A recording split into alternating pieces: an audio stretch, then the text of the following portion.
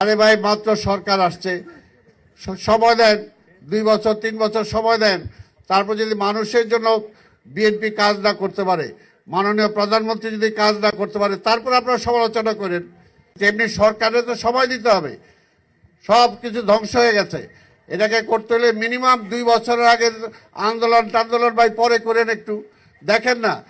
সরকার এটা উদ্যোগ নিলে আপনার পছন্দ নাও হইতে পারে, কিন্তু সরকার সফল যদি হয় তাহলে তাহলে সেটা সরকার আপনারা কেন সহযোগিতা করবেন না? সরকার একটা জায়গায় একজনকে বসাইব, যদি সে দায়িত্ব পালন করতে না পারে তারপরে সমালোচনা করে। কিন্তু প্রথমেই ভাই আপনার পছন্দেরটা কেন বসাবে ভাই?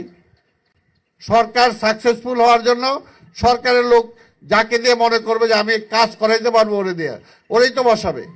তো বসালে আপনি দেখেন কয়দিন ওয়েট করেন, একটু ওয়েট করেন না ভাই। ভাই ঠাড়িয়ে দাঁড়া, দেখিয়ে কি ঠিক আছে না, দেখেন একটু সরকার পারে কি না। যদি না পারে তারপরে বললেন যে না এটা হয় নাই, এটা আমরা মানি না, এখন থেকেই মানি না। কি মানে না, জানি না। তো এইটা তো বলে লাভ নাই, একটু সময় দেন এবং 2 বছর মিনিমাম সময় দেন। আল্লাহর রাস্তায় দেশটাকে বিল্ড আপ করতে হবে।